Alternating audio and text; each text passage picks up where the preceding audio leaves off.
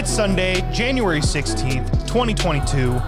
This is the Church of MMA podcast. My name is Tabor Cragen. My name is Mason Knight. This is episode 104, Kattar versus Chikadze recap. After that, we jump to some MMA news, and then we talk about the highly anticipated UFC 270 preview show. But before we do all that, Tabor, where do we begin? Twitter, Facebook, TikTok, Gab, Getter, YouTube Shorts. Guys, there's too many of them. But they are all the same. At the Church of MMA, or you can go to our website, thechurchofmma.com. Gives you links to every single social media account. Our Patreon, $5 a month, gives you so much exclusive content. And guys, we just introduced new tiers. You can do a $10 a month tier. You get 10% off all the church merch on our Teespring, as well as other exclusives. And that also gets you into our Church Coin Championship competition. It's not looking so good for me. We will get into that a little bit later. But if you are a Patreon subscriber and you want to be part of our Church Coin betting competition, you can be. $10 a month, I believe, gets you into that. And we also have one more tier, $15 a month tier.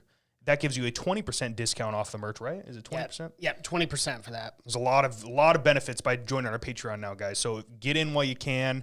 It's going to be a lot of fun, and we're constantly adding new stuff for there. We're going to do competitions, prizes, a bunch of stuff, giveaways. Yeah, giveaways coming soon. Absolutely. And, of course, last little shield we got to do. YouTube, guys. If you aren't subscribed already, make sure you go and do it. We are currently right now sitting at 1,241, I believe. Guys, we had a goal set for the end of the year. It was 1,500. We didn't quite make it there, but let's set this goal here right now. I'm calling it 1,500 subscribers before Israel Adesanya Whitaker 2. I know we could do it, guys. I think we can. We need your help. Share it on your social media accounts, guys. You don't have any idea how much that helps us out.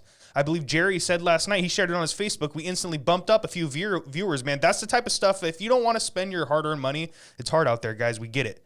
That stuff helps out the show so much. So thank you to each and every single one of you that has already done that and that will do that in the future. Shout out to Savage Gamer and Cosmo Reverb already in the chats.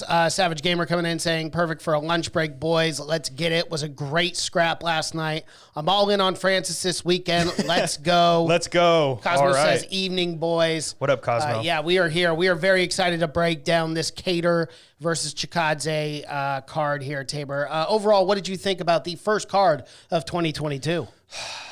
Can we think of a better way to start off the year, especially with that main event? I can't. Let's start it off with a banger. Let's start it off with a fucking war. Let's start it off with a tightly contested fight until maybe that third round. Yeah. Well, and that was the biggest thing going into this fight. I mean, Calvin Kattar in the start of 2021 had that fight against, and I know I'm repeating this, but had that fight against Max Holloway, got completely outclassed, outdominated, was the first card opening up that January as well. And then he opens up this card in January, and it is a complete different turnaround. You got Calvin Kattar going out there and completely out-dominating and outclassing Giga Chikadze in every which way possible. I thought it was a brilliant performance by Calvin Kattar and the bounce back that he needed for people to start putting respect on his name again. Oh, well, I mean, think about it. Coming into that, no one was taking him, really.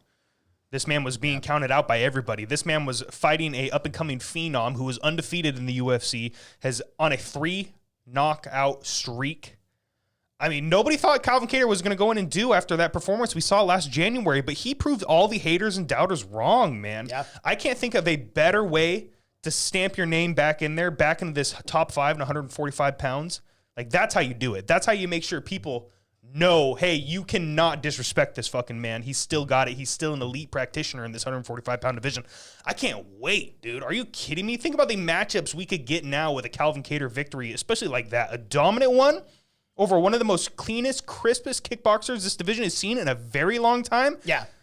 Especially with a performance scary. like that, it absolutely has to be a guy coming off a loss, number 3 ranked featherweight in the world, Yair Rodriguez. I think that's the perfect matchup to make. They're both strikers. They're both dynamic, entertaining. I think that's a very hard fight for Kattar, especially with how good Yair Rodriguez looked against Max Holloway. But at this point, I mean, Brian Ortega sitting at number 2. You know, you could do a fight with him hypothetically, but Chan Sung Jung taking on Alexander Volkanovski. I don't think Calvin Kattar goes down again. You know, he fought Giga Chikadze at 7. Kattar was 5. Kattar just completely outclassed number 7. I think it's only with due respect that you have to give him a top 4 guy in return for that very impressive performance. Absolutely. Well, I love the Yair Rodriguez matchup. The striking matchup right there sounds absolutely fantastic. But the more intriguing matchup for me, it's a Brian Ortega. Yeah, I think both are very tough fights for Kattar, but I think the Brian Ortega would be drastically harder just because how good Brian Ortega is on the ground. I definitely think Brian would have the heavy advantage if it gets taken down. I think he could very well submit Kattar. Oh, absolutely. But the striking matchups on the feet? Yeah, it'd be fun up until that point, up until Ortega went for the takedown. I love it. Dude, the way Kattar last night was mixing in those elbows with the punches. Well, that lead uppercut, too. Uppercut, yes. I really think that's why Giga never really went for those takedowns or at least attempted to go for a takedown, getting outclassed on the feet, was those lead uppercuts and that lead knee that he was throwing right down the pipe. I mean, I don't know about you, but that'd make me very hesitant to try to take someone down when you're threatened with a knee or an uppercut like that. So it was literally the perfect game plan all the way around for Calvin Kattar. I mean, I really believe he won everywhere. Yeah. Even on the scrambling on the ground and those transitions, he won. Well, when I went back and rewatched the fight today, I was really noticing, like, Calvin was willing to eat big punches because Giga's, like, everyone talks about his speed. This man's got the fastest hands that we've seen in a very long time. And yes, that's absolutely true. His kicks are fast. His hands are fast. But this motherfucker's got a piston of a jab, too. Yeah. Dude, like, he's got a sneaky power. His hands are so fast, it doesn't seem like it's the most powerful shot, but he could flatline a lot of guys for that. So, first of all, for Calvin Kattar to be able to just walk through those, mitigate the damage in these little rolls, these little head movements he was doing inside the pocket, it seemed like he was getting cracked a lot last night, but when I watched it again, man, a lot of those shots weren't hitting. He was getting out of the way at the very last second. They were hitting his shoulder and all these other stuff. It was just a masterclass performance in that end. And even when he is rolling, I mean, he's getting the tail end of those punches and not where the power's coming from. You're totally right. Again, a complete, like, do you remember, it seems like this is what Max Holloway does to guys, right? So, like, you look at Brian Ortega. Remember, Max Holloway completely outclassed him. And then Brian Ortega came out against Chan Sung Jung. Looked fantastic. And shocked the world, right? Looked incredible, and a lot of people counted him out. Didn't beat him on the ground. I mean, beat him on the feet. Beat him up man. on the feet for 5 rounds straight. I think it's the same thing now with Calvin Kattar. I think these guys, these younger guys in this featherweight division, and Max is still very young too, but I guess less established. I think they learn a lot from fighting a guy like Max Holloway, and Calvin Kattar went out there and proved it. Absolutely. So is it Yair Rodriguez in? Because that seems like what I want the best matchup to make. That's one I really want to see. But where does that leave Brian Ortega? I mean, Josh Emmett, maybe. But you know what? Kattar versus Ortega, Yair Rodriguez, Josh Emmett. Fuck, sign me up for it. Give me that. Even Josh Emmett. You give Kattar Josh Emmett, you would for 5 straight fucking rounds. Are you kidding me? Now, stylistically, I fucking love the fight, obviously. I think Kattar would beat him. I think Kattar deserves, again, a top 4 guy after dismantling 7 or 8, which was Giga. So, I loved it. I don't think Giga's stock falls much in this fight. Like, the way he wouldn't stop. He was still throwing. I know he was getting outclassed there, especially those last 2 rounds. Ever since the spinning elbow in the third, the second that happened, it was a completely different fight. That's when the ass beating, the one-sidedness really started showing through. And Giga's tough as fuck, man, because I kind of want to say he was never really out of that fight. I mean, all it would have taken is a crazy spinning wheel kick, a crazy right hand or something. He could have finished that fight as well, but Kattar just did what Kattar does, man. I mean, this was a, shout out to Ignorant MMA. This was a y'all must have fucking forgot performance from Kattar. Absolutely. And I didn't forget. I put a good old church coin bet on Kattar. I thought he'd get the job done. I thought it was going to be very competitive and a lot closer than what this fight was. I didn't expect a masterclass from Kattar. I thought it was going to be highly contested, but damn, dude, he looked great last night. Absolutely. Shout out to Joseph Bellotti. Chikadze's face looked like it's got hit by a bus and a snake, man. He was busted up. And I want to talk a little bit about Giga because, like I said earlier, I don't think his stock falls in this fight too much. I wouldn't mind. Let's talk a little bit about his next matchup. I mean, even why not, dude? Why not like a Dan Ige or a Bryce Mitchell? Bryce Mitchell's matched up right now, I believe, with Edson Barboza. And the winner of that fight, I think that would be a good fight for Giga. Maybe not so much Edson because of the way he finished Edson in that last fight, but I like Danny Ige. I like all these fights. I think you got to keep this guy inside the top 10 because he, without a doubt, can be in the top 5 guy very soon. Oh, yeah, for sure. I mean, what was it? He was on a 9-fight win streak before this fight? I believe, yeah. Oh, probably 7-fight in the UFC. But nonetheless, nonetheless, very, very impressive performance from Kattar. And it is what it is, you know? It is what it is. All right, let's talk about some church coin bets. So I put 1,500 on Kattar at a plus 200 and won 3,000 church coin. Cosmo Reverb, our Patreon subscriber, playing with us this month on the show, put 2,000 on Chikadze and lost that one. Yeah, and I put 2,500 on Chikadze and lost that one. That one hurt. Yes, it did. All right, moving on to the Jake Holier versus Chase Sherman fight. Wow. This one made me happy.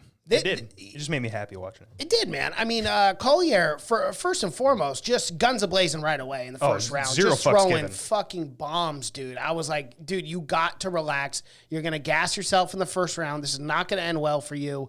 But he just kept pressing the pace. He got Sherman down and submitted him in the first round. Kind of blew me away, honestly. That was not what I expected, but perfect performance by Jake Collier. You know what blew me away? The fact that Chase Sherman's chin held out that long because the bombs this man was fucking throwing at him and connecting almost every goddamn time at will. It was insane. So Chase Sherman, very tough one. Was it tough enough to last? No. And then the takedown happened.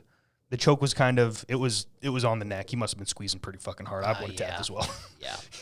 It's too bad because I definitely thought Chase Sherman was going to come in with that. I mean, when you just look at these heavyweights, you kind of look at their body types, you know. Chase Sherman's pretty fucking thick, like jacked. And then you got Collier? Yeah, Collier. Then you got Collier over there, just, you know, looks like me if I was fighting in the heavyweight division. Mm-hmm. Yet he still goes out there and flatlines guys. So I love seeing those stories. I can identify with that very well. So I'm very excited for Jake Collier's career. Who does he fight next? You don't give him a ranked fight after this, right? No, absolutely not. No, his last fight he lost against, what's his name? Felipe, I believe. Carlos Felipe. And it was a decision, and he was pretty upset with that decision. He thought he won that fight. So that's understandable. It is what it is there, but I'm very excited for this guy either way. I like seeing some big fluffy dudes in there just fucking throw bombs. It makes me very happy watching that kind of stuff. It is what it is. Church coin picks. You put 500 on him. Yep. We both put money on Sherman again. We were hurting there, Cosmo. Cosmo put 1,000 on Sherman. I put 500 on Sherman. Didn't work out. Yep. Had I had went and bet this weekend, I didn't bet real money this weekend. I wanted to. I just forgot. But I picked all 5 fights correct. Sure wish I would have thrown that in a parlay. That would have been fucking massive. But it is what it is. All right. Moving on to the next fight, which is Katlyn Chikadze versus Jennifer Maia. And this kind of went down how I expected it to a certain degree. I thought Chikadze did a really good job in this fight of controlling the octagon and just doing what Chikadze does. She's on a 3-fight win streak now. Looked super impressive. And I know this could be a part of MMA news, but we got to talk about it on the preview or on the recap show because it's just very strange to me. Going into this fight, this was Katlyn Chikadze's last fight. And typically when a fighter in the UFC is on their last fight, they renegotiate a new contract. Well, the UFC basically said, no, we just want you to fight on this, fight this last fight. So we don't know if Katlyn Chikadze is going to be in the UFC after this. But to me, personally, it makes absolutely no sense. She's number 2 in the world. She's on a 3-fight win streak. You know, you don't have a lot of top contenders that can really compete against Valentina Shevchenko. I know Chikadze's got a crack at her a couple times, but dude, like, how do you not re-sign your number 2 in the world? Right? Yeah, it doesn't make It's much not like she's sense. 41 or 42. And she's on a very impressive win streak again, beating top 10 flyweights. So I don't understand what the UFC is doing here, honestly. I mean, their business decisions as of late, it's proving that they're putting the wallet before the fighter, and it is what it is. It is what it is. They're not going to give her big bucks if they're not going to give Triple C or Francis or all these guys. I mean, there's a lot of news about fighter pay right now. I mean, it's been people have been talking about this for months. You got Jake Paul out there, you got Francis, you got John Jones, you got all these other guys, and it keeps adding up. You could add Katlyn Chikadze into that But her performance was awesome against Jennifer Maia. Let's get back to that. I mean, it was fucking fantastic. She even was on top dominating Jennifer Maia, who's a Brazilian Jiu-Jitsu black belt. Who won a round against Valentina Shevchenko. Absolutely. I do it every time. I already knew you were going to got me Let me just beat you to it, Tabor. You're not wrong. You're not wrong. I'll give you that. But yeah, I was very impressed with Caitlin, and I really like her. I'm a big fan of hers. I only want the best for her. If she might just go to Bellator, dude. Like if I was her, if I was like a family member, if I was whispering in her ear, go to Bellator, win that flyweight belt. You know, make millions more. If not, I don't know. I don't know what she would make, but she's gonna make more than UFC. Bellator's really promoting that flyweight division over there anyway. So, I mean, it would be a good move for her. I mean, we'll see what she does. But nonetheless, a very impressive performance once again. Beat number 4, Jennifer Maia. It's very strange UFC isn't going to re-sign her, but, you know, it is what it is. I mean, what else? Yeah, I mean, but is anyone clamoring to see Valentina and Kukagian all over again? I mean, who else? I mean, they're okay, not I thought you were going to say yes. I thought you were going to say yes. Just as long I said as you who don't else? say I said who else? Who else, Tabor? Please tell me who else you're more intrigued than Caitlin Chikagian. Stream starting soon, everyone. No, we're back. We're back. There we go. We're back online. Cause and Reverb, speaking of fighter pay, I hope Kattar and Chikadze got paid well for that beating they gave each other. Yeah, that was fight of the night. It earned $50K there, so nice. Shout out to those boys. Yeah. But yeah, I don't know. Go to Bellator Kukagian. That's all I got to say. Kukagian, all three of us took her in this fight. You put $2,750 on her, gave you a nice return. I put $1,500 on her, and I put $1,000, and Cosmo put $1,500 on her. Yep. She was all in our parlays as well, and I'm shocked our parlay was alive. And that's where we're going to jump into the next fight. Oh my goodness, Brandon Royval, Rogerio Brontin, Bontorin. I totally butcher that name every single time. It is what it is. I did not see this happening this way. I went back and rewatched this fight just because last night we were like, what the fuck, robbery? I can't believe this shit. There's no way Royval won unless, the MMA gods heard my prayer. We did have a prayer on the Fight Companion for the first time. There's a lot of firsts last night. There were a lot of firsts. It came through. It came through, guys. We manifested that victory. I don't know what happened, man, because I did not see Royval winning that fight. Even going back and watching it, yes, he was winning the exchanges. He was landing more shots on the feet. But, I mean, he was getting taken down at will and then controlled on the ground for more than half the round. Was he taking a lot of damage on the ground there? No. Second round comes. He's, once again, getting outstruck on the feet. But he's keeping Royval back with massive overhand rights and lefts. He was landing those at will, and then he gets another takedown, dominates on the ground some more. Was he landing big damage there? No. Royval transition. They get back up.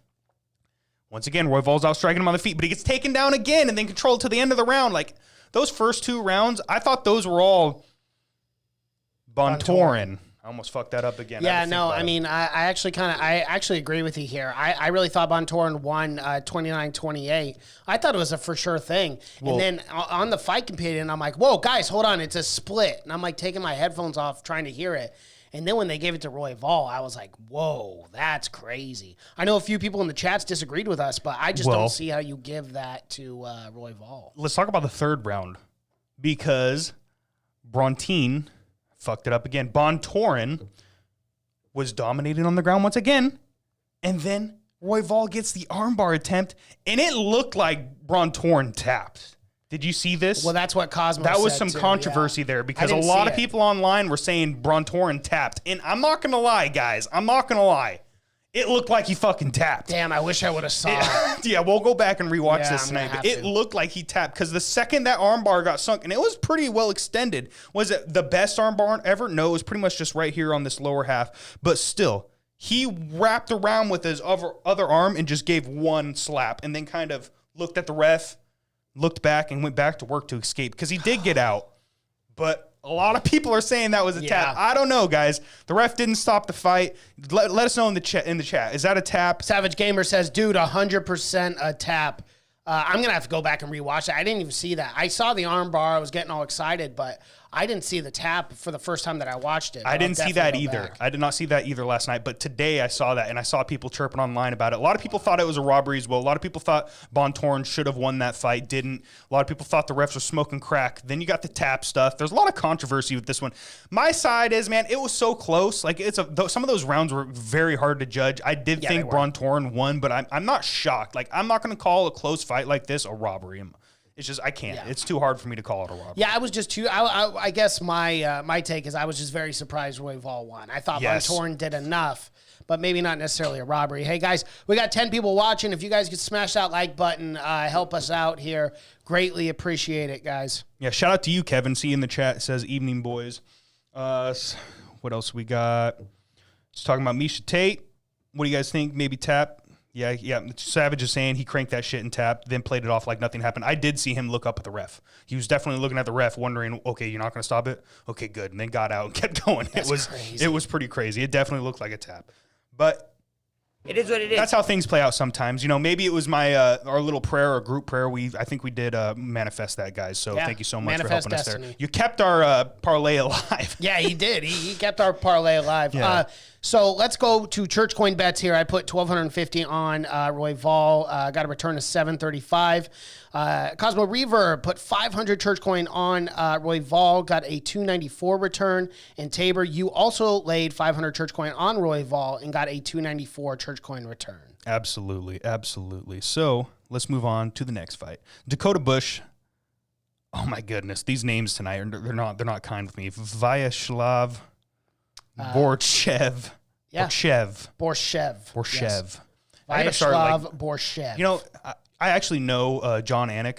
I'll email him and I'll have him send me those audio bits. Don't do that, bro, because they outed me in the chats. They were like, "I'll call Dana right now," and then everyone was throwing ones in the chats. I was like, "Okay, I'm just joking, guys. I know I'm saying his name." Yeah. But I do have John Anik's email, so I'll let him know. Nice. Okay. Vyacheslav Borchev, dude, that body shot he landed there was fucking nasty. Brutal, vicious, nasty. Like, you see a lot of guys, they'll take shots like that and they'll try to play it off as everything's fine, everything's cool, and you just know, like, they're crying behind that false face, man, because that's probably the most intense shit. And if you're hit that hard where you have no choice but just to buckle and just be done, I don't want that on anybody. No. Hell no, dude. That's not a position you want to be in at all. No, fuck that shit. So I'm very excited about this guy. Another Russian, another up-and-coming guy. I took him because he was a Russian, I believe. And, we didn't pick this fight. God, no, we did not. I would have because he's a Russian. But we didn't pick it because we didn't know right away. But nonetheless, I mean, super impressive performance by Vyacheslav Borshev. There we go. Who's closer, guys? Let us know in the comment section below. But this was his UFC debut. We should talk about that, obviously. He was on Dana White's Contender Series, October 12th, 2021. Got the second round KO against Chris Duncan. And then from there, had a first round finish in the UFC. I mean, Dana's got to be liking what he's seeing here. Kevin says, a liver shot hurts. I can only imagine x-rays from, like, Mortal Kombat. Get hit with one of those. So, you know, that just tells you how tough Kattar is because, dude, he got hit with some of those kicks right to the liver a few times and just fucking marched forward like a goddamn beast. So shout out to that guy for that. No way I could ever do anything like that in my lifetime. But let's go on to the first fight of the main card. Bill Algeo, Jordanson, Brito. Wow. Algeo looked really good in this fight. Really fucking good. Yeah. This was a banger, bro. It was. This was an absolutely fantastic fight. This was a way to open up a card, dude. All three rounds were a lot of fun. And I forget who it was in the chats, but they were like, "Oh man, this card's or these fights are boring." And I was like, "This Algeo Brito fight is fun, man. I loved it." Yeah, I think it was a Teron Brown. Yeah. Oh yeah, that's right. Yeah, shout out to Teron. Yeah, but Algeo's fantastic, dude. I love the knees. I love the elbows from anywhere. Like, dude, this man is so long and lanky. The way he just throws those standing knees and just lands on your chin. Yeah. It's so fun to watch. There's not a lot of guys that fight like that. No, like I can't think of it. You got to have that certain body style, and he takes advantage of everything, dude. He's so good. He's very well rounded. I'm very excited for Bill Algeo. I did not think he was going to beat this kid because this kid had a lot of hype behind his name coming into this fight. Contender Series guy making his UFC debut. If you're making your UFC debut against Bill Algeo, you definitely have enough experience under your belt for Dana to be like, let's really test this fucking kid with his first fight because that's what Bill Algeo is. Absolutely, yeah. Well, And again, Bill Algeo is one of those guys too. I do believe he's a really good fighter, but since he's been in the UFC, it's been very spotty. His first loss to Ricardo Lamas, and then he beat Spike Carlisle, and then lost to Ricardo Ramos, and then just beat Joe Anderson Brito. So it's kind of a win-one, lose-one situation here. Not looking good against Ricardo. So I got to be honest. There's two losses in the UFC, but It is what it is. Yeah. Just don't fight Ricardo anymore. Yeah, I was the only one to take Brito. I was calling him Brito all night, and it was just disrespectful, and I feel bad. So shout out to you, Brito. But I did take you in that fight Still for 250. I try not to. Every time I hear it, I just hear Brito. 250 church coin, lost that. Cosmo put 200 church coin on Algeo. He did hit on that one. You had 500 church coin on Algeo. Yep. Let's talk about parlays and prop bets before we move on. All of our props were on Giga, so we all lost the church coin there. I had Giga KO. Cosmo had Giga decision. I also had Giga KO as well. Yep. And then our parlays. So I was the only one not to hit on the parlay. Dang, what a shock, right? Yeah. Beginning of the year, I always have bad picks. So I had Chikadze, Kukagian, Royval.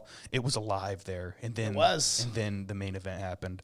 Cosmo Reverb just did Chikadze Royval, stayed away from the main event. That was a smart choice there. Put 400 there and won in that 2-fight parlay. He gained 598 church coin. And then I put Kattar at a plus 200 underdog, Chikadze at like a minus 175, and then Royval at a minus 170. Put 500 church coin on that. That got me a solid return of 3,244 church coin. And we'll talk about the old totals and the new totals. We all started out with 10,000 church coin. Hi everyone. I do really well in the beginning of the year, and then I falter. But I've got the lead right now. The day and month is still young, so I'm not tooting my horn just yet. I gained 9,225 church coin, so I have a new total, 19,225 church coin. Cosmo Reverb had 10,000 church coin to start out. And he ended up losing just almost 1,500 church coin, but he has 8,579 church coin. All right, and I have 10,000, and now I have 8,853 church coin. Am I reading that? No, correct? 6,865. You're reading Cosmos. Oh, shit. Yeah. 6,865. Yeah. Damn Lost it. a couple thousand church coin on that. That's how it happens, man. I'm Every gonna time. how many weeks? So let's talk before we move on to MMA news. How many weeks are we gonna do this first competition? Because we only have 2 fights in January. So Yeah. So I think realistically, let's just go to the next pay-per-view. Let's just go. So we'll end it on UFC Whitaker. 271. Oh, what is 271? 271. Whitaker, February Adesanya. 12th. Yep. Yeah. God, I can't. So we'll fucking just wait do for it after too. that. Okay, perfect. Sounds good. So we're back for a couple more weeks. Cosmo. Let's get in communication in the Discord And there's not a server. card. There's not a card on the 29th either. So this Yeah. would actually be 4 fight cards. So Perfect. It works out perfect. That works out perfect there. Cosmo, we got to step our game up, man. He's up on us like almost 10,000 church coin. Yeah. I hit that parlay. That really came in handy. And then Kattar at a plus 200.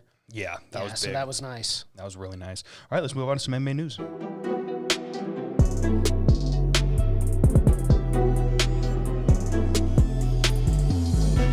All right, a lot happened, guys. Like a lot happened over these last few weeks. I mean, shit, we weren't even in studio for 3 weeks straight there. A whole lot happened in between there. Yes, it did. So we talked about a lot of it on the Fight Companion, Yes. but we'll rehash some of the main talking points we need to talk about. Yeah, a lot of it. We did talk about a lot of it. If you guys haven't already, go check out our Fight Companion. Don't do it right now. Wait for this episode to end. Check out our Fight Companion we did last night. Had a whole lot of fun watching that card. It was a great way to get back into the swing of things. Yeah, absolutely. So had a lot of fun there. But let's start at the top. This was like the biggest news, in my opinion. Alexander Volkanovski and Max Holloway was announced for UFC 272 on March 4th or 5th. 2 days later, Max Holloway drops out, undisclosed injury. A lot of people instantly started putting their names back into the mix. Yep. Chan Sung Jung was one of the first. Yair Rodriguez. Giga Chikadze even said, I'm willing to.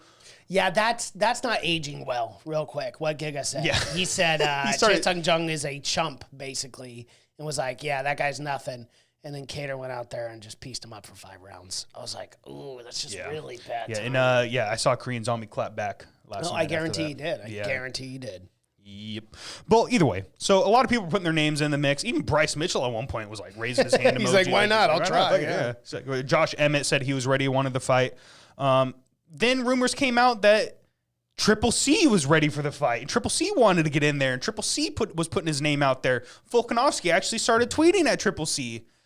Then more rumors came out. The UFC was actually trying to make that fight happen. Negotiations were happening in the background. Chan Sung Jung gets the fight. They moved it back 1 month. Yeah, as I said on the Fight Companion, I'll just reiterate it. I thought this was just a huge missed opportunity, given the situation, given the circumstance of what just happened. Obviously you were going to do the trilogy between Max Holloway and Alexander Volkanovski. Max drops out. You need a replacement. You need a quick replacement. We're about, 6 to 8 weeks away, almost a full training camp. Chan Sung Jung, yes, his last fight, he did beat Dan Ige, but he also got pieced up against Yair. You had Yair Rodriguez, putting his hand up, but he just was coming off a loss. Triple C made the most sense, and that could have been a fight that would have gained a lot of traction and a lot of eyeballs. And for everything Triple C has done, winning a gold medal, being a 2-time defending champ and a 2-divisional champ as well. Mm-hmm. I got it right that time. But it's just his resume speaks for himself. And why not? Why not give him that opportunity? I mean, I think that's just what the MMA fans really wanted. That's what I wanted. I was really hoping Dana was going to make that happen. And he kind of just dismissed the whole thing. He was like, oh, whatever, the guy hasn't fought in a couple years. And then I saw a lot of people bringing up the fact that GSP hasn't fought in like 1,400 days before he took on Michael Bisping for the middleweight championship of the world. And I know GSP has 9 title defenses, but, bro, like, it's Triple C. Like, his resume speaks for himself. I just don't think that was a very good argument on Dana's side. He doubled down again last night. I mean, they asked him, a reporter literally asked Dana White last night, hey, man, so Triple C's very upset. He's been chirping up on Twitter saying, if I was GSP or if I was Conor McGregor or name another guy, why they would get the fight, but why not me? And Dana just goes, this is a silly conversation. This man's been retired. And he goes, well, GSP was retired as well. What do you think about that? This man's been retired for a long time. How dare he think he could just come back and get a title fight in a different division he's never even fought in and all this? And I don't know, man. I think it's all money. It's always money with this kind of stuff. It's money, and then in my personal opinion, I don't think Dana liked the way that Henry Cejudo left. Obviously he kind of fucked the division a little bit. Yeah, and then kind of screwed over and was like, I'm going to retire, But I don't know, man. It's just such a weird situation. And if you don't get along with Dana White, like you're not going to get special treatment. You're not going to get these fights that you want. I don't know. Like everyone in the chats, like, did you guys want Triple C over Chan Sung Jung? Absolutely. I mean, as far as, Cosmo just said this too, and I totally agree with this. As far as like active fighters, Chan Sung Jung on short notice makes the most sense, especially coming off a win for a title shot. It was against Dan Ige, but still coming off a win. Mm-hmm. It made sense. But would you have rather seen Triple C take on that featherweight shot just for the what if factor? What if he turns into quadruple C, right? The three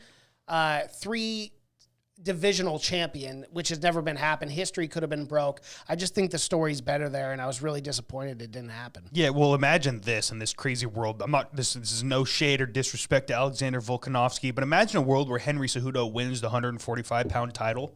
Is he going to defend it? I think he would. No, he would drop it. Yeah, he probably would. Immediately. Yeah. You know what? Maybe that's a really good point. You're playing devil's advocate a little bit there, yeah. No, and I do like that because that's probably the perspective inside of Dana White is he's probably thinking, why would I give this guy an opportunity to win the belt just for him to vacate it? And you know what? That makes sense. That actually makes a lot of sense because why would you want to do that? Yeah, it's not a very smart business decision because then you're immediately making a vacant title and people are just going to be on Twitter going, what the fuck? This isn't a real champ. Right. Champ just retired. And you're already having problems with the bantamweight division, with the conundrum that has happened over the course of the last year. So, you know what? I see that. That's a good point to bring up, Tamer. Mm-hmm. Yeah, it's.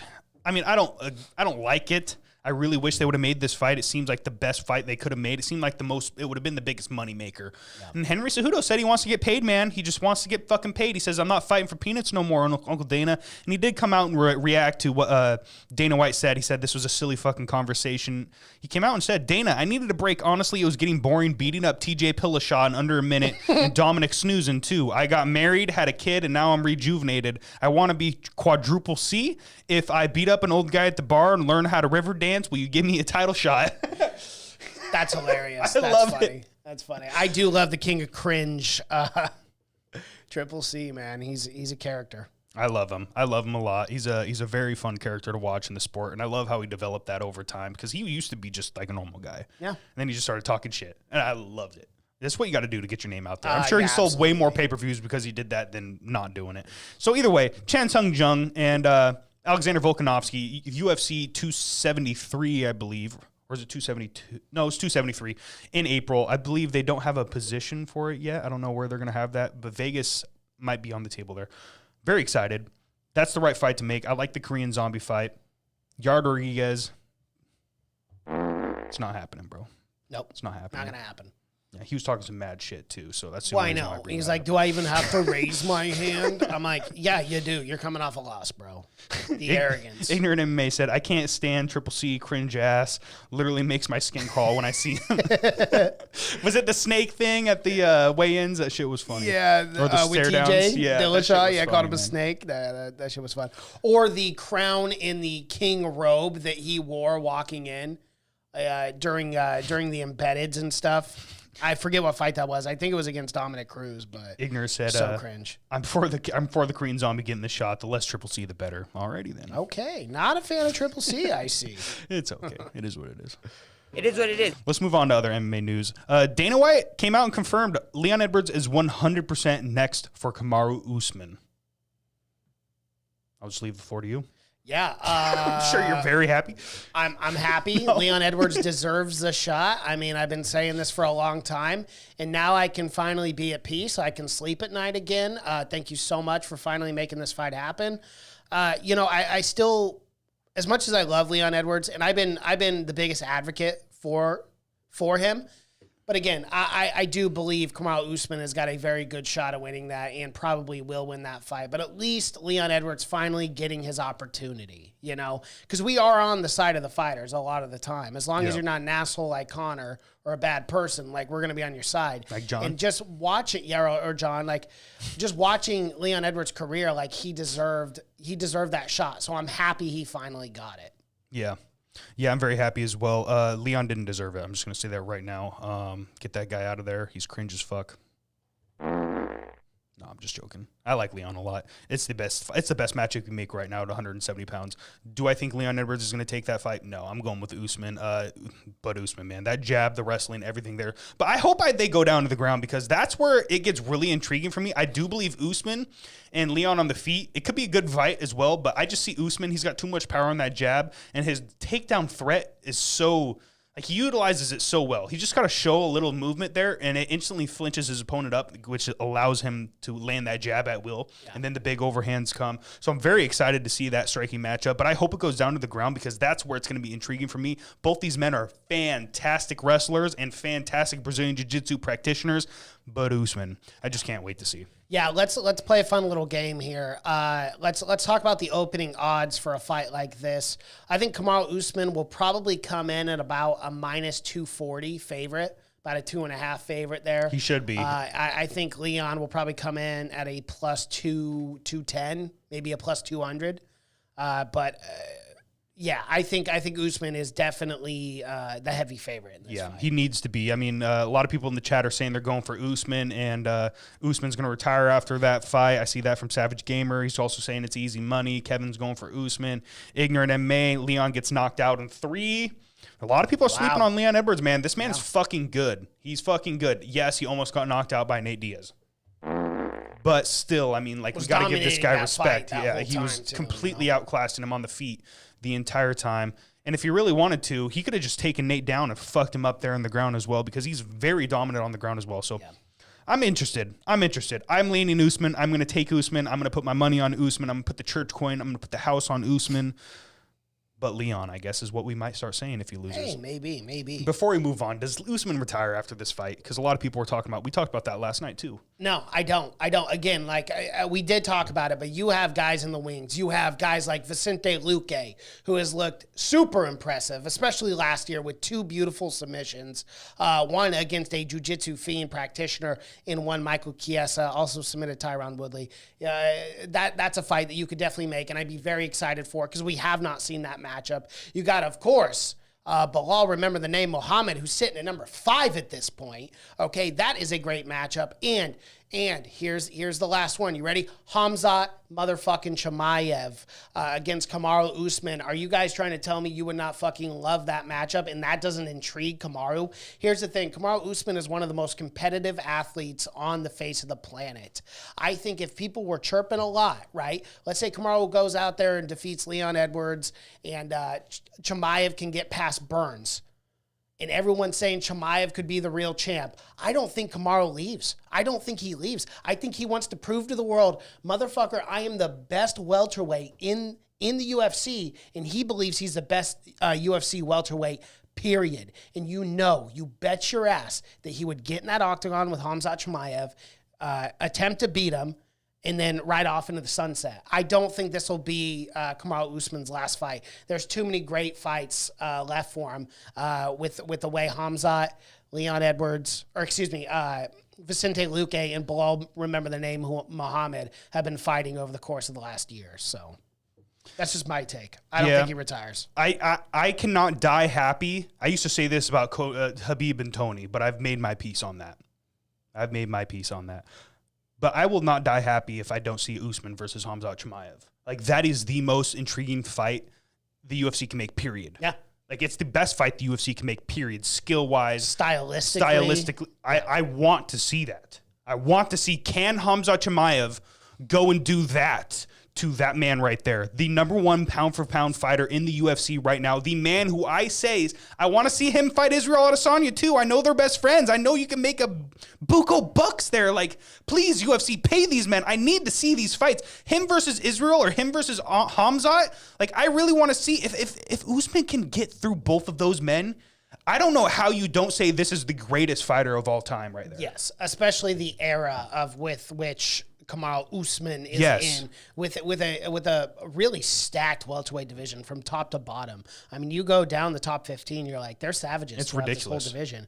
I want to bring up a question here from Savage Gamer. The real question is, if Usman retires, let's play a hypothetical here. Who will be the champ? Division is wide open. Khamzat. He also says, I see Colby being the champ. Yeah, I got to be 110% honest. Like, what I'm seeing out of Khamzat Chimaev, I keep being like, oh, it's just hype.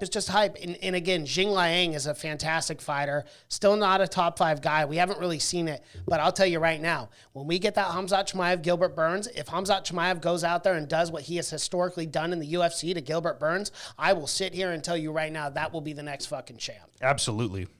He will be. Absolutely. Especially if Usman does end up retiring. Like, that's the guy right there. And another fucking awesome fight for the belt would be a Colby Covington, Khamzat Chimaev for the belt, dude. Me? Are you kidding me? I love it. What? I love it. it. Great fight. Shout out to all 3 of those men. Like, I just want to see these men fight each other. I want to see Khamzat fight Usman. That's my number 1 fight I want to see right now. That's my new Tony and Habib. Yeah. I just hope it doesn't turn into Tony and Habib, and it just never. It's one of those that never happens. It's just it sucks. It sucks. But I cannot wait for that. I hope it happens. I do believe Khamzat's the next guy. Yeah. I think that's the man that could beat Usman. And I've said multiple times in this podcast before, I think Usman beats Israel. So would I be shocked if Khamzat wins the 170-pound belt, moves back up to 185, and beats Israel?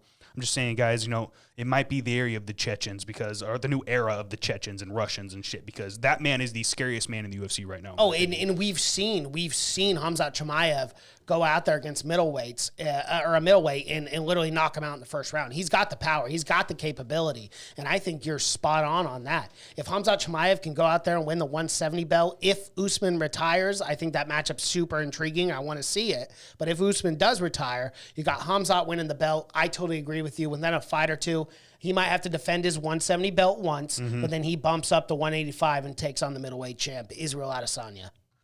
Yeah. Cosmo Reaver, base take from Mason. I need to see Hamzat beat a top 5 guy before I'm fully behind the hype. Jerry said, I'm drinking Hamzat Kool-Aid by the gallon. Yeah. Me too. Cosmo, Me too. Dude, I was very skeptical about Hamzat for a long time. I was like, let's see him against, I was saying top 15, and then I said top 10. At this point, man, I gotta be honest with you, I'm just all in. I'm all in on Hamzat. I'm finally accepting the hype, and I'm on the hype train, bro. I'm on the Hamzat hype train. So. I can't wait for the Gilbert Burns fight. Hopefully that happens soon. You know what? That co-main, so let's just talk about this real quick. This could kind of be the same MMA news segment. Colby Covington versus Jorge Masvidal was announced. UFC 272. It is the new main event after Volkanovski and Korean Zombie got pushed back a month. They also moved, I guess, shout out to Aljamain Sterling and Petr Yan in that rematch. They could have headlighted that card, but they were like, nope, go back to co-main under Volkanovski and Korean Zombie. And then people were saying on Twitter, yeah, not surprised. This man can't headline a pay-per-view. Yeah. I think one more. I just thought that was funny. One more thing on the Hamzat thing, because I see you guys in the chats. Another thing too is like, I guess why I'm so sure on a guy like Hamzat is he doesn't get punched, he doesn't get kicked, he doesn't get taken down. No one tries to submit him because this guy beats you before you got an opportunity to even get warmed Your up. game, yeah. And that's what's so surprising, and that's what's so. Special about Hamzat Chimaev. Like, I really have wrestled with this for a long time, no pun intended. But I don't know, man. Like, I have never seen anyone even, test him at all. But I would love to see him a top 5 fighter, absolutely. And I hope we get that with Gilbert Burns. I want to see Burns and Hamzat as the co-main event to Colby Covington, Jorge Masvidal. Yeah, 5-round co-main event. Hell yeah. Why the fuck not? Yeah. It ain't going 5 rounds. I'm telling you right now, someone's going to sleep or fucking someone's getting choked the fuck out in that fight. Because the ground game, the transitions that could happen with Gilbert Burns and Hamzat Chimaev, like, just mainline it right now, right into my vein, please, because that's what I need in my life. I cannot fucking wait to see what happens there. If Hamzat's on top, can Gilbert Burns do that Slytherin dragon shit that he gets out of bottom all the time? He's done it before so many times against elite jiu-jitsu guys and elite wrestlers as well, so... I'm just super intrigued. I can't fucking wait for that fight. I love that matchup. I love that matchup, dude. I'm it's going to be fun. Anyways, shout out to Kevin. Burns versus Hamzat in Brazil. That's also, it's got to be a main event. It's got to be 5 rounds. It ain't going 5 rounds, but it's got to be, right? Yeah. Or you do a 5-round co-main event underneath that fight. Can't wait. The future is looking very bright. Could you imagine a fight night main event for those two? That'd be insane. Yeah. That would blow the record for a fight night, for sure. Yeah, you do it at Fight Island. That's without a doubt main event worthy. All right, let's move on to more MMA news. ESPN raises pay-per-view prices to $75.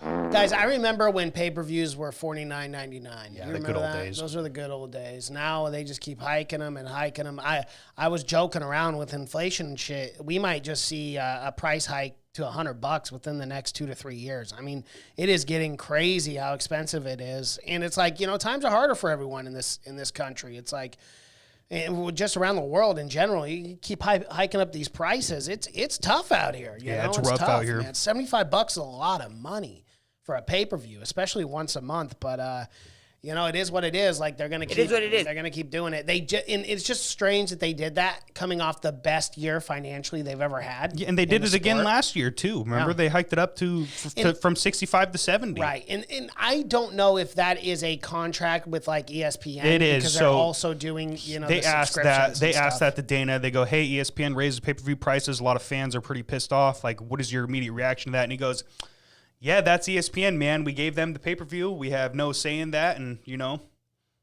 it is what it is." Yeah. He says it sucks. He says he doesn't like seeing it either, but it's not.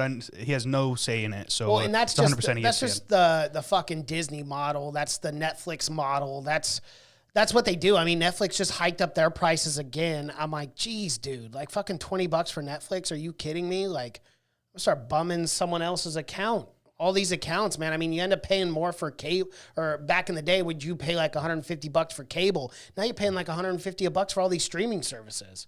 It's crazy. It's out of control. Yeah. Savage Gamer, $75. That's rough, man. But $1,000 bets for me is where he's just calling us fucking He's poor. calling us chumps. He's calling us poor. Yeah, bro. If I bet $1,000 on anything, I couldn't sleep. And if I lost it, I wouldn't wake up. It's a lot of money. Yeah. It's a lot of money It's to a lot lose of on a money. bet. I can't believe you put 2K on Paulo Costa, bro. Insane. It's still crazy. Kevin says, well, RIP our wallets. Yeah. You know, it is what it is, guys. I mean, so you add it all up, it's over $1,000 a year you're spending on just pay-per-views, and then you got, you know, ESPN like you Plus said, and ESPN all Plus, that. the price went up. Yep. And then you're buying other pay-per-views as well. You got boxing pay-per-views, and those can be $120 sometimes. Like, fuck, man. It's expensive to be a fan of this sport, man. It's not like when will we get it to where it's just the fights are on ESPN? You know, Never. all the time. Never. That's not the model. That's not how it works, you know. And especially like because fighters are technically independent contractors. I just never see. I'll just never see that happen. It's different, you know, because like the NFL, not like the the NFL. NBA, they're teams. So you have an owner, and then, you know, your owner and the GM and all that, they pay you. But it's not that way in the UFC. Every fighter is their individual quote unquote team. Right, so it's an impossible formula. It'll always be pay-per-view for the big cards. And plus, it would be a lot harder for ESPN and the UFC in general because, you know, this is still a very adult sport. Like, I was hearing fucking F-bombs and fuck this, fuck that. Yeah. In between rounds with the corners, and you wouldn't get that on ESPN. No, absolutely not. No, it's the advertisers. So the advertisers' dollars aren't there. That's probably why they just do ESPN cards like once in a blue moon. I believe last night was an ESPN card, and I'm sure there was a lot of bleeps there. Yeah. But you get ESPN Plus. It's uncensored. You paid for it. You're an adult. You can handle those harsh words. You're not some snowflake. You know, it is what it is. It is what it is. I'm still gonna pay regardless. Yeah, I mean, so I You're can paying. bitch about it, but we're still paying for it. And we're not advocating to go to stream, guys. Like, you know, all of that money it supports the fighters. It goes dude. back So to just, the fighters. Yeah. Just buy the pay-per-view, guys. You know, if you want to illegally stream it, you know, do you? But don't be shocked if Dana White shows up at your fucking doorstep, man. yeah. Sorry, that was a bad joke. All right, let's move on to other MMA news. The PFL CEO, Peter Murray, says he's been in talks with Jake Paul and his team, and they're legitimately thinking about signing Jake Paul. I don't know what division, probably welterweight. I think they have a 175. I don't see him fighting at 185 with guys that are cutting weight from 220 to make it. Yeah. Why? Oh, okay. So I'm just reading the note. Why would Jake Paul sign with an organization when he promotes his fights himself, right? Well, so he like has his Showtime. boxing- He signed with Showtime. Oh yeah, I guess he did sign with Showtime. That's right. Yeah, I guess he's just such a big name. It would be weird for him to go to PFL. I don't like why. What is the incentive for him? Would he fight mixed martial arts Yeah. in the PFL? Yeah, for pay-per-views. So this would bring a pay-per-view model to PFL, who is historically only on ESPN Plus as of right now, the last couple of years. So Interesting. you'd bring PFL pay-per-views with Jake Paul. Yeah. People are probably going to pay. Oh, for sure. Yeah, no, people will definitely pay. I mean, he's a money maker. He knows what he's doing. He's a great marketer, very, very smart individual. But I don't know. I just don't see why. Like, why does he want to go to mixed martial arts? Why not just stay in boxing and make the money that he's making in boxing? Because he's doing a great fucking job thus far I don't know. of promoting himself, bro. Maybe he's just you might doing- hate. You're okay. saying I don't know for a different reason. Never mind. Well, I'm saying I don't know because maybe he's doing these negotiations just to see like where he would land number-wise. Yeah. Maybe because he says he just started training like his kicks. Yeah, he dropped that Like video. he Did you literally guys see just the started, video? like he just started Yeah. training kicks. So I'm like, this man's not going to fight in MMA anytime soon. No, if he hell actually has the intention to, or if he's just doing this for publicity, for noise, get a little more clout on his name. I don't know what's going on here. I don't see him fighting anytime soon in the next 2 years. No, He'll I just totally keep agree. boxing and stuff like that. Like, As why he do should. that? As he should. He's making money. He's knocking people out. Like, why not? Yeah, Just why the stay- fuck stick not? with boxing. Keep fucking fighting MMA fighters who don't box. Yeah. Make $1 million every single time. Like, I don't like it, but It is what it is. it makes a shit ton of money, man. Yep. All right, let's move on to our preview show. Oh, let's go. Oh, sorry. You almost hit the wrong button. No, I thought you were going to say something else for MMA news. I was like, oh, froze me. It's all good. UFC 270. Ooh, let's go. Let's go. Francis Ngannou, the heavyweight champion of the world, coming in at a slight underdog at a plus 130. Cyril Gane, the interim champion, heavyweight champion, 10-0, undefeated, coming in at the favorite here at a minus 155. First off, before we break down the fight table, what do you think about this line? I don't know what to say. I'm shocked, dude. I did not see Francis being the underdog here, which kind of is scary, in my opinion. How the fuck is this man ever an underdog? I know it's Ciryl Gane. I know he's super technical. I know he's got a lot of hype. I know he completely dismantled Derek Lewis in that last fight. But, I mean, a minus 155 for this fight? I think that's pretty fucking steep. So that tells me also that a lot of people are betting on Ciryl Gane in this fight. Yes. And, with the antics of Francis Ngannou and how he doesn't seem to me to be focused. He doesn't seem to be putting all of his, and you and I have both talked about this, but he doesn't seem to be putting all of his attention on Ciryl Gane. No. He's more interested in tweeting guys like Tyson Fury and just, chirping back and forth about, oh, we'll do this set of rules. You just send me the contract and I'll fight this and that. And I'm thinking, bro, you got to fight in a week. You got to fight in a week against a 10-0 interim heavyweight champion of the world who in his last performance completely dismantled a guy that you technically lost to. I mean, that was the worst fucking fight in UFC history. But, and a guy like Derek Lewis, like, you should really be focusing more on Ciryl Gane. It's such a weird thing, what Francis is doing. And maybe it'll all pay off. Maybe he goes out there and knocks out Ciryl Gane in the second round. But I don't know. What are your thoughts on the way Ngannou has been handling this situation? I'm not shocked because I talked about it a little bit last night. Shout out to Jerry. He's already in the chat. We talked to him about this exact thing last night. He called in after the Fight Companion. So much fun. Love having you guys call in after stuff like that.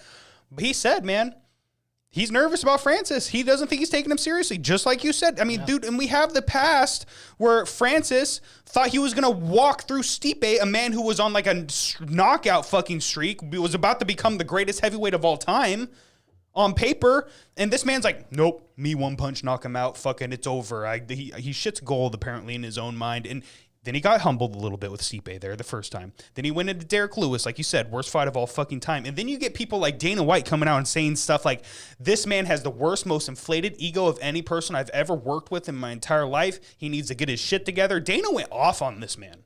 Do you remember that? Oh, no, I remember that. And it was really weird for me because Francis at that point was always like a soft-spoken, very nice individual. So it was like really weird to hear Dana, talk all that shit. Mm-hmm. Yeah, well, I mean, everyone was pissed off at him at that point. Then he came back. Kane, Junior Dos Santos, Blades, fucking name a guy. It flatlined him in one. Rosenstruck. Oh, my God. Are you kidding me? Yeah, that fight ended fast. Like, it's absolutely insane. Like, I'm not shocked this guy's got a bit of an ego. Hopefully he's more humble. I think he proved that with that last Stipe fight, man. The way he came out in that fight, calculated, patient, not throwing 150,000% every single punch. And that's the biggest question leading into UFC 270 on January 22nd is, are we going to get the same Francis Ngannou who was calculated, who was calm, who didn't go for the KO right away against Stipe? Or is he overlooking Ciryl Gane? Is he thinking, oh, this is my last fight, I'm going to get it over with, and then I'm going to boxing because I'm not under the UFC contract anymore? I mean, that's kind of the question, is like, where is Francis Ngannou's headspace?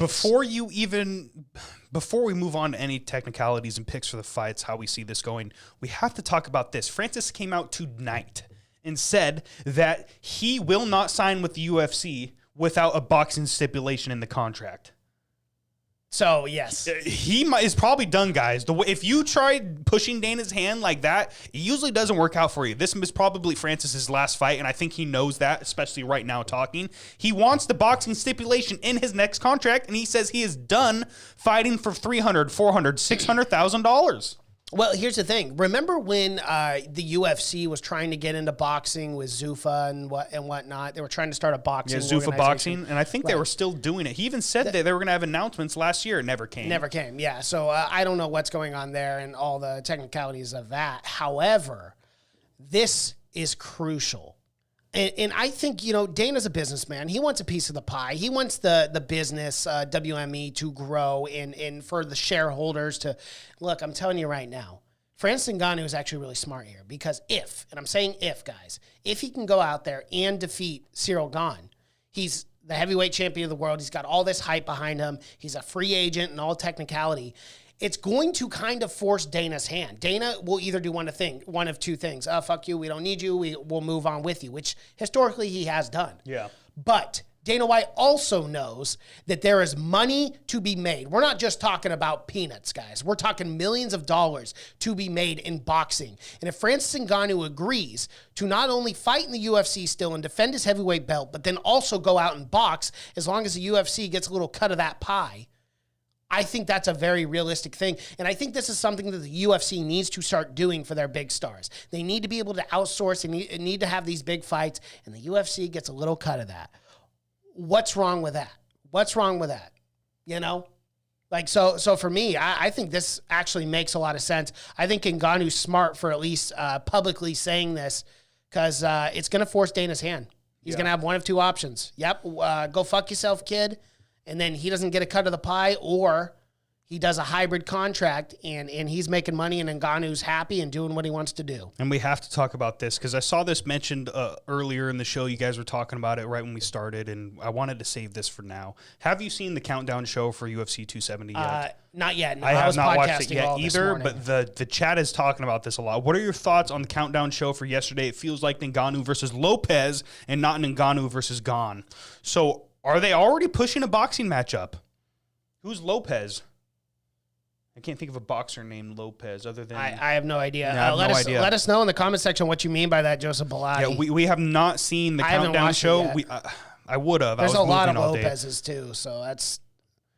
Yeah, there's a lot. Yeah, I don't know, man. I don't want him to be gone. I don't want him to be gone. Like, not be gone. Well, he's not going to be gone. He's going to always be Francis Ngannou. But he's going to be gone from the UFC, man. Like, I don't want that to happen. I think Francis goes and gets viciously fucking knocked the fuck out by Tyson Fury. I don't think it's even going to be a competition. I think Tyson's going to toy with him like Floyd Mayweather toyed with Conor McGregor for those opening rounds. And then, okay, I'm getting bored.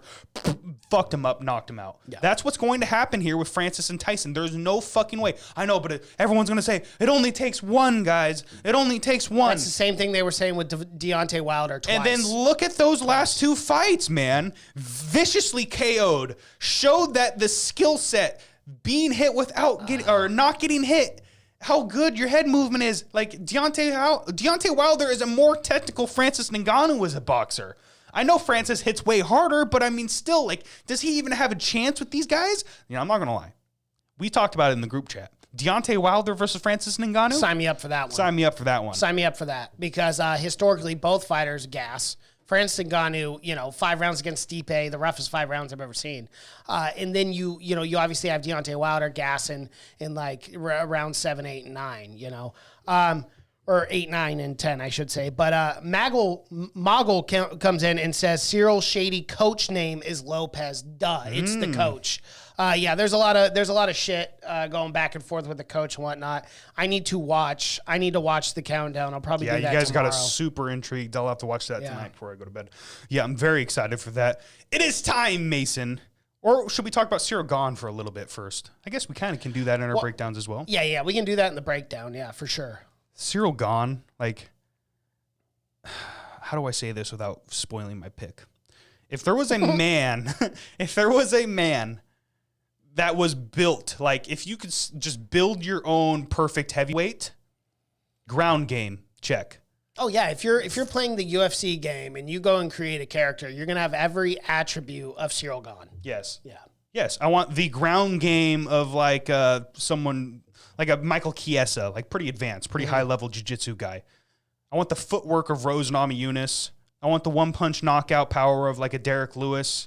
I want the technical kickboxing ability of a fucking Giga Chikadze. You throw that in a giant 165-pound jacked behemoth that has cardio for fucking days, can go 3 rounds and not look like he's tired at all. If there was a man that was built to beat Francis Ngannou, it's Cyril Gane. It is Cyril Gane, absolutely. Yeah. I mean, absolutely.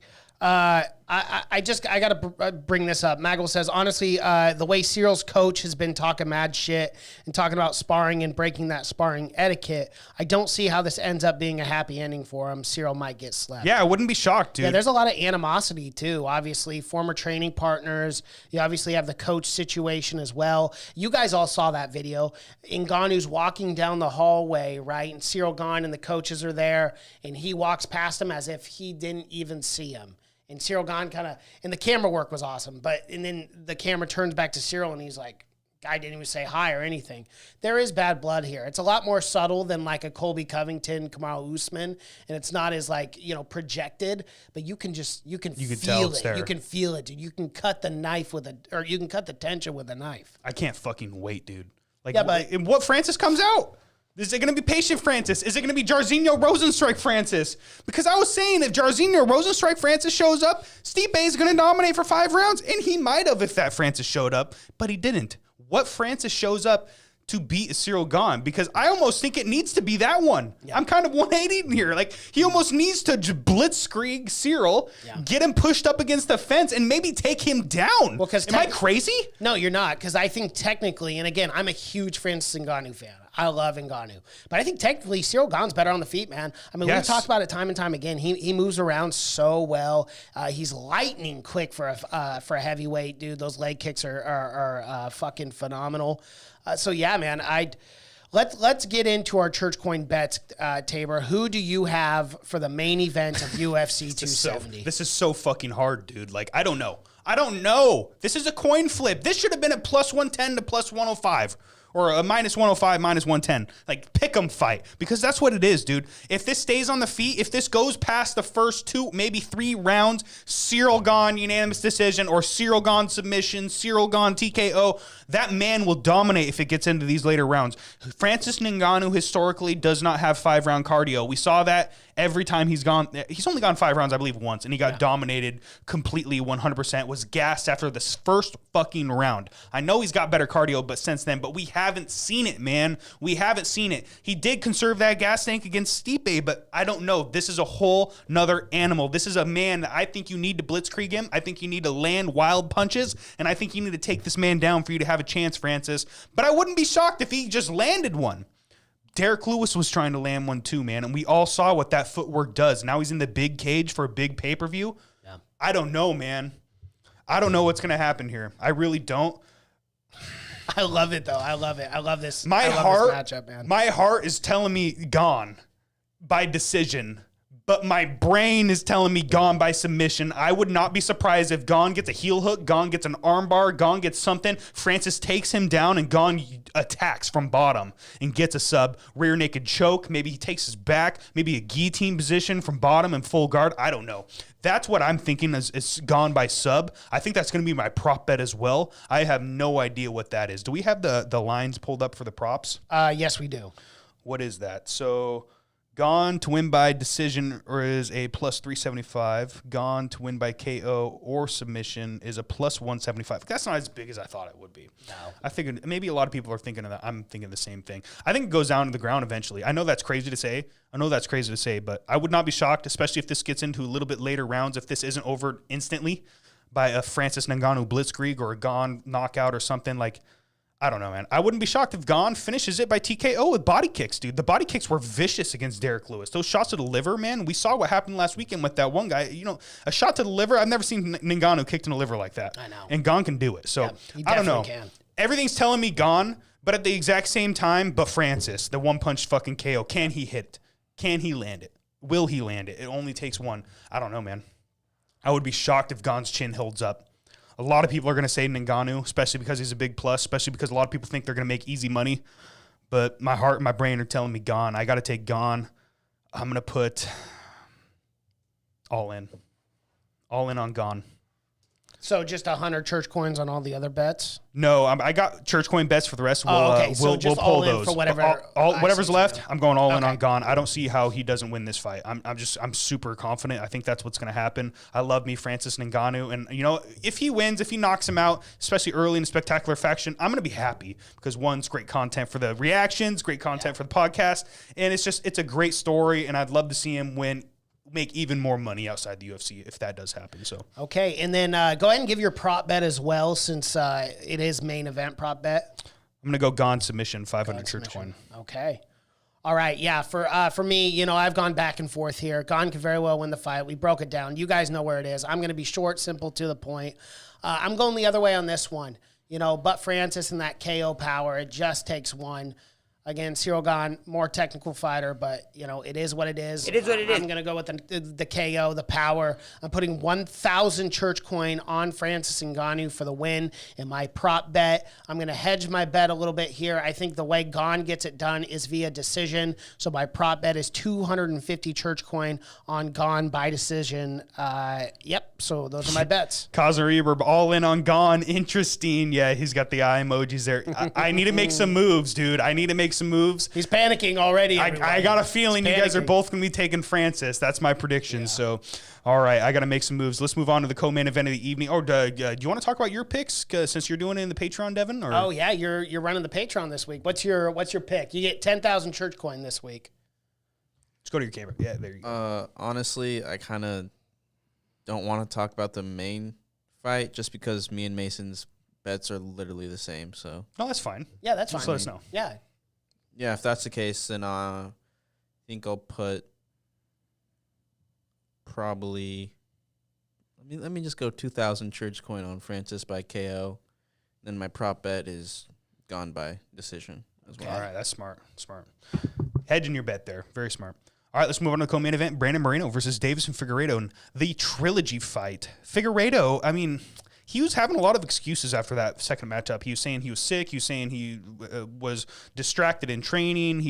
The weight cut didn't look great either. The weight cut didn't look great either. Yeah. I mean, this man, I don't see this man making weight very much longer. He's fucking way too big for the division. He's killing himself. Huge for a flyweight, dude. It's crazy. He's huge for a 125er. It's crazy. If he doesn't win this weekend, I wouldn't be shocked if he moved up to 135 pounds. And I would not be shocked if he competed with a lot of the best at 135 pounds. I definitely think he could. Absolutely. Yeah, I think that weight cut does take a lot out of him. I mean, you can see it. He's all sucked in. He looks like fucking death when he makes 125. Yeah. Yeah, it's pretty scary. Yeah. Then you got Brandon Moreno on the other side. I thought he won the first fight. It was a fucking war. Fight of the year that contender. Fight was so close. But so yeah, close. Really, really great fight. Majority draw, too. A very close decision win for Davidson Figueiredo. But then Brandon Moreno gets the immediate rematch and goes out there and submits Davidson Figueiredo. It's one of my favorite moments of 2021, too, because you see how excited Brandon Moreno is, because when he locked that rear naked choke, when he you could see it in his face, dude. You could see it when he squeezed and he was like smiling and his body's like convulsing because he's so excited. He knows he's got that choke in. And it was a beautiful moment in the sport, too. And that's a huge, huge underdog story. You know, I didn't give Brandon Moreno a chance in that first fight, and he came out and looked as good as he did. And then to get the job done in the second fight, I mean, I've literally made, a merch. Let's go, Brandon. Yeah, shout out to the merch. Teespring, guys. Go get yourself some merch before it's too late for this fight card. Yeah, I love Brandon Moreno. I love everything he's about. He's a nerd like me. You know, he likes Star Wars and Pop Funkos. And Legos. And Legos. Did you see the Lego belt? Legos. See the Lego belt yeah, they the gave Lego him? belt. That was so sick, cool. Dude. Yeah, he loved it. He was like super happy with but that. Brandon Moreno's my kind of guy, dude. So Yes. I'm just very excited about this matchup. I think this one will be more like the first fight than the second. I think Figueiredo's going to come in a lot more prepared. He's going to be a lot more calculated and reserved. He's not going to blow that gas tank. Hopefully, we'll see how the weight cut goes. But if he has a good weight cut, this is a very, very close matchup and an awesome trilogy to have. I'm so stoked for this. Tabor, do you have any breakdowns before we get into the church coin? Like you said, dude, the weight cut, man, because that's when I realized, I think I was the only one that took Brandon Moreno originally. And then when I saw the bad weight cut Figgy had, I was like all in on Brandon Moreno. And I think that was what was one of the things that really brought me back into the church coin. So I don't know, man. I agree with you. I think it's going to be a lot more like the first than the second. I think it's going to be tightly contested. 2-2 maybe going into the fifth. Let's see who's got the better gas tank. Let's see who's got more heart. Possible fight of the year contender. I love watching these two men fight. I'm happy they did the trilogy. I do believe these are the two very best flyweights in the entire world. And Pantoja is very good. Pantoja is very good. There are guys that people said maybe they should have had that fight before they just made this trilogy. But let's be real, guys. What makes more pay-per-view money? What makes Brandon more money? It's this fight right here. Yeah. And I'm very excited for it. I'm going to give you my pick right now. I'm going, let's go Brandon, 500 church coin. Let's go Brandon, dude. I love the story. I love the background. This kid is just super nice. He's awesome. He's cool. He's nerdy. I identify with him. I love him a lot. I'm a big fan, and I do believe he is the better fighter. I think he's going to outclass Figueiredo on the feet. Can Figueroa mix it up? If Figueroa takes Brandon Moreno down, Brandon Moreno is a fantastic Brazilian Jiu-Jitsu practitioner as well. We all know how well-rounded he is. We all know how good he is off his back. But if Figgy's on top, that weight, he's stronger, he's bigger. Can Brandon get back up? I don't know. I think that's going to be Figgy's maybe key to success there. I think he should mix it up. I think he should take some takedowns because we know Brandon Moreno's chin is going to hold up against Figgy's power. We've seen it twice now. So I'm very excited for this fight. I'm taking Brandon Moreno. I think he's going to outclass him on the feet. Hopefully he gets back up if he gets taken down. Yeah, for me too, after the performance of Brandon Moreno in that second fight, it's really hard for me not to pick him. However, as I said before, I think Figgy's going to come in with a new game plan. It's going to be ultra competitive. This is another pick'em fight for me. I know the odds guys here. Brandon Moreno coming in a -175 favorite to Davidson Figueroa at a +150 underdog. But for me, this is more of a pick'em fight again. I understand because of the circumstances of the second fight. That's why the odds are what they are. But for me, this is a fuck ton closer than what the odds makers are having it. But for me, I gotta lean towards Brandon Moreno. I love his story. I'd love for him to win. He's a very likable guy, the same way Tabor has said, and I think he's a very well-rounded fighter. And it's finally time I start putting some real respect on Brandon Moreno. So I'm laying 500 church coin down on Moreno for the win. All right, let's move on to the next fight. Michel Pereira versus Andre Falhilo. Did you just fucking purr? Yeah, did you maybe, purr? You did purr a little bit. Did I hear purr? Can you say that again? Michel Pereira. Oh, okay, maybe not. It was just a roll of the tongue. It was interesting. Interesting. Andre Falhilo. I probably fucked that name up, but Michel is coming in at -300 to +240. And Andre, I do not know this Andre guy. So I'll give you a little background on him. Maybe I do. I just can't remember his name. Well, no. This is his UFC debut. Okay. This is UFC debut. But in his last 4 fights, he has won. So James Vick, you remember James Vick used to fight in the UFC. Yep. He fought him January 30th, 2021 in ex-MMA, knocked him out in the second round. And then the next 3 fights, Sang-Hoon Yu, KO in 18 seconds, knocked out another guy in the first round, and then knocked another guy out, Stefan Skululik, in the first round as well. This guy has got crazy knockout power. On the 14 wins that he's had, 11 of those have come from KO, TKO, 1 by submission, and 2 decision. This guy finishes fights. And just seeing his resume and everything he's doing, I'm very excited for this. Kid's only 27 years old, still very young. But boy, dude, did they just feed him a fucking savage for his first fight? Michel Pereira? Are you kidding me? The backflip kicks, the backflip land on your guy while he's down and have it be an illegal strike to the head, but the judge says nothing and the ref lets it go. I love Vanderguy. The guy's super entertaining. Yeah, he is.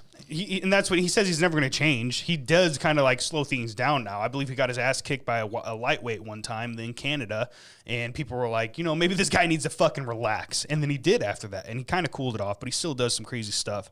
Well, he's got cardio. I mean, technically, he's not on a 4-fight win streak, but he was beating the shit out of Diego Sanchez. That was a win in my book. So let's just go from there. He's won 4 fights in a row. If we're counting the Diego Sanchez one, it wasn't illegal knee, but give me a break. Diego could have continued. And he beat someone good, Chaos Williams. Williams and Nico Price was his last fight, which he also beat him via unanimous decision. So I'm very excited for this matchup. I'm excited to see what this Falhilo guy is all about. Yeah, they must have a lot of hype on this guy's name because if they're giving him Michel right off the bat, like I said in our last show, that's a rough debut to make. Yes, it is. But it'll be an entertaining one. I don't know if like -300. I guess that makes sense. Oh yeah. I'm gonna take the dog. Fuck it. This guy's got hype. How did he finish his last few fights? You have all first round TKOs. Let's go. First round knockout. KO or TKO. First round knockout. I'm gonna take Falhilo for 250 church coin. He's a +240. I ain't putting money on a -300. I know Michel's probably gonna win, but I ain't putting money on that. That's very respectable. Yeah, for me, I love Michel Pereira. He's one of my favorite fighters in the UFC. I think he's a lot of fun. I don't know where he gets the energy to do a backflip on people every single time, but he does. He always manages to just squeeze in at least one backflip, which I think is super unnecessary. But I do love watching it. It's funny because I'm waiting for it the entire fight. When it does happen, it's great. So I'm putting 500 church coin on Michel Pereira at the heavy favorite at a -300. You know what? I'm going to change that. I'm going to go 600 just to make the math easy. So 600. Let me change that right now. 600 on Michel Pereira. All right, let's move on to the next fight. Sergey Spivac and Greg Hardy was canceled, guys. Greg Hardy had a pretty gruesome finger injury. Well, initially, he was supposed to fight Alexei Oleinik. Yep. He dropped out, Yep. and then Spivac stepped in on short notice, and then Greg Hardy got hurt with his fingers. So it's been a fucking debacle, a shit show. So that fight is pulled, unfortunately. Yeah, and we don't know what fight is going to get moved up to the main card, and so no one really picked that fight. When we do know, maybe we'll pick that fight and we'll upload it on our community page and Twitter and Instagram, so make sure you go follow us there for that. But we're going to move on to the opening fight of the main card, Cody Stamen and Saeed Nurmagomedov. Cody Stamen coming in at plus 172, minus 200, Saeed Nurmagomedov. When you have a last name like Nurmagomedov, Not related to Habib, ironically enough. I know, ironically enough. Nurmagomedov scares the shit out of me. It scares the shit out of me. I'm like, hi, how are you? He's like, what's your name? He's like, Saeed Nurmagomedov. I go, like, just take my wallet. just here's everything. You would need the shirt off my back. I mean, it's an XL, so it's probably too big for you, but I will give it to you. He's fucking good. Yeah. He's fucking really good, and he's fighting a ranked guy in Cody Stamen. He's finally getting his ranked matchup. I'm not going to lie, man. It's hard for me to go against the Russian because they're dominant. I think this is the era of the Russians right now and the Chechens and all those guys. Like, these guys are fucking savages. They are hardened people. It's completely different culture over there. These people fight to live, and they translate that into the octagon, and you see it a lot. Yeah. You see it a lot, man. A lot of these Russians are upcoming. Saeed Nurmagomedov is one of them. I don't know if Habib coaches him. Is he one of Habib's guys? I wonder if he is. Because if he is one of Habib's guys, Habib is undefeated as a coach and a fighter. And I don't see Saeed Nurmagomedov breaking that streak. Guys, if you're a betting man, you take Cody Stamen because he's at a plus 170 and you want to make some money. And Cody Stamen, you could never count out. This man is no fucking slouch. He's a fantastic mixed martial artist. He's got a great ground game. He's got great bottom game as well. And he could stand up on the feet with the best of them, but it's a Nurmagomedov, so he's probably going to get taken down. He's probably going to get smashed or pieced up on the feet either way. I love some Russians. I'm going to take Saeed Nurmagomedov for 250 church coin. All righty. Yeah, it does not appear. It looks like he fights out of Akhmat Fight Team, which does not have Habib Nurmagomedov. Nonetheless, so Cody Stamen, I'll start with Saeed Nurmagomedov. Very, very impressive resume. Beat a guy like Ricardo Lamos. Came up short in that decision against Rayoni Barcelos, but then went out there his next fight and beat Mark Striegel. Here's the thing with Cody Stamen. Cody Stamen is an elite top guy in this division. However, he's on a bit of a skid to the best of the best. He lost against Song Yadong. That was back in December 2019. Beat Brian Kelleher, but then lost to Jimmy Rivera and Marabdavashvili. So he's 1-4 in his last, 1-3 in his last 4 fights. This is kind of a must-win opportunity or must-win scenario for Cody Stamen. And for that reason and that reason alone, I think Cody Stamen gets the job done. It's a must-win for him. He's going to put everything out there on the line. I am putting 250 church coin on Stamen for the win at a plus 170. All right, let's move on to our parlay bets. Before we move on to Cosmo Reverb, he did send in audio. We will play that for his picks. But let's move on to our parlay bets really quick. I'm taking Gane and Moreno, my parlay. This is a tough week for me. I mean, if you want to make it more fights, you could. I think you could probably throw in a Pereira in there, maybe even a Stamen or a Nurmagomedov if you're feeling real frisky. But I mean, that just seems safe to me. I think Cyril Gane. There's a reason why I went all in. I think he's going to win that fight, and Brandon Moreno as well. I think it's just let's go Brandon. I think there's a new champ, and I think he's the best fighter in the world right now at 125 pounds. So that's my parlay of the week. I'm going to put 500 church coin on that. Yeah, I'm going with more of a fun parlay this week. I don't really expect to hit it, but if I do hit it, it'll be fucking tremendous because I'm picking 3 underdogs for my 3-fight parlay. I'm going with Cody Stamen. I'm going to hedge a little bit on my Moreno bet, not really, but I'm putting Figgy in that at a plus 150 is Figgy, and then Ningano at a plus 130. So all dogs in my parlay. I'm going to lay 200 church coin on that 3-fight parlay. All right. Did you do your prop bet yet? So my prop is gone by submission. Yeah, my prop's gone by decision. All right. I'm going to pull up Cosmo's picks right now. All right. Here is Cosmo. He sent like a 60-second audio clip because he is our Patreon subscriber of the month who gets to compete with us. Yeah. So we're very, very much looking forward to hearing his takes. Guys, if you want to join that, you have to join the Patreon. We will be choosing a Patreon subscriber, I believe the $10 tier, to come on the show and bet alongside with us. And, of course, it's Cosmo this week. So here he is.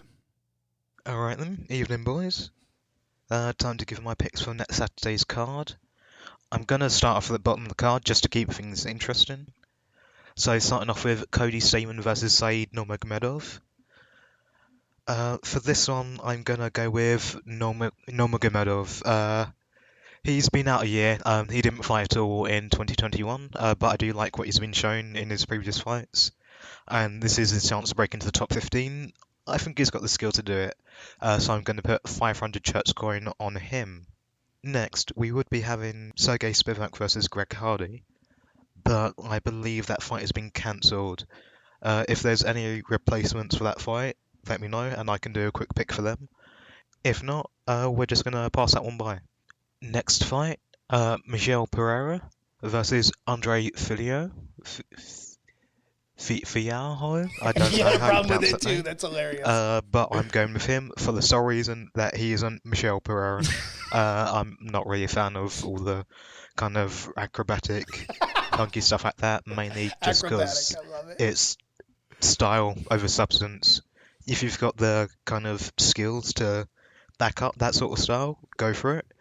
Like Yair Rodriguez, he's got a lot more skills to back up all the kind of flashy stuff he does. Whereas Miguel Pereira, I believe, doesn't. Miguel. So, yeah, for that reason, I'm going with Andre Filio, 200 church coin for him. Okay. Next fight, co-main, I have talked about this one before. Brandon Moreno versus Davidson Figuero. I'm putting 1.5 thousand church coin on Moreno. I think he'll have the upper hand in this one, just like the last fight. Figuero will definitely kind of try to bring the fight to him, but I'm calling it for Moreno. I think it's going to go all five, go to decision. Brandon gets hand raised. Let's go, Brandon. Let's go, Brandon. Let's go, Brandon. Now, we come to the big one. Francis Ngannou versus Cyril Gane. We all know Ngannou has that power that can put anyone to sleep, and he showed improved tactical decision making and patience in the second Miocic fight, the best fight we've seen in him so far. On the other hand, Gane is even more patient and showed against Derek Lewis that he can avoid the big power shots. He can pick his opponent's apart for as long as needed, 5 rounds, 3 rounds, however long. His kicking game is fantastic, and we don't even really get to see much of his excellent ground game since his footwork is so phenomenal that it's almost never gets to the ground. Really, Gane represents the fighter who's probably Ngannou's most significant threat in this entire division. I mean, we've all seen that throwing footage. We've seen how Ngannou has been acting lately. He seems to be kind of overlooking the fight. He's focused on trying to plan his fight against Tyson Fury. Gane very well might take this. I mean, it might even be close.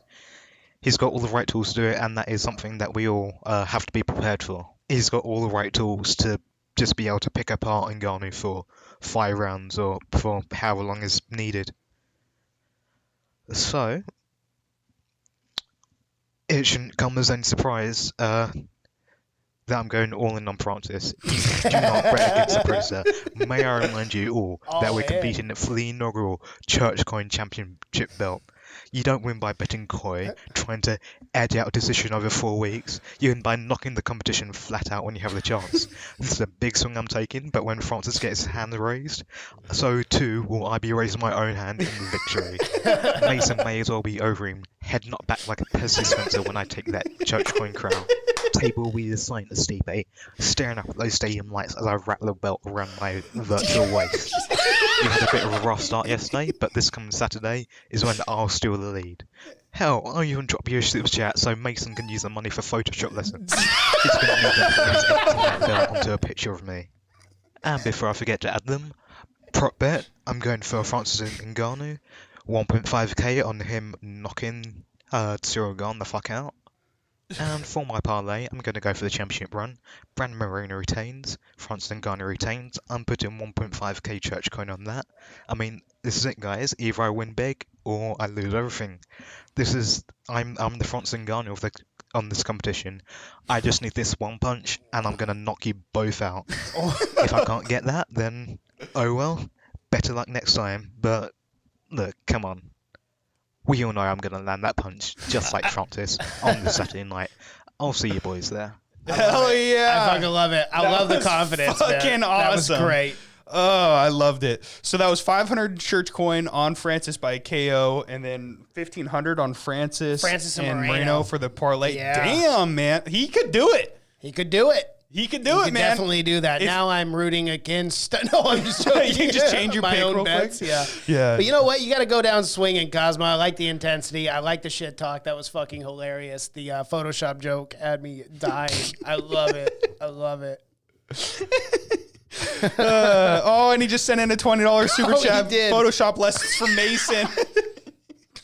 Yeah, give me a good website where I can get better with this Photoshop shit because I'm not very good. I use Canva right now, so it's rough. The church coin belt will be in the building for the Fight Yes, it will Companion be. UFC 270. It will be wrapped around my waist 99% of the time. I'm probably going to have it set up on the table right here in front of me because this is my defending. I'm defending right now. I don't have it physically. You are But I defending. am defending the You belt right absolutely now. are. So, keep dreaming, Cosmo. You think you're going to take this with this one-punch knockout. Gon's going to dominate. That's why I went all in. It's going to be real interesting here. It's going to get real interesting. I'm just sitting back with this fucking fat lead.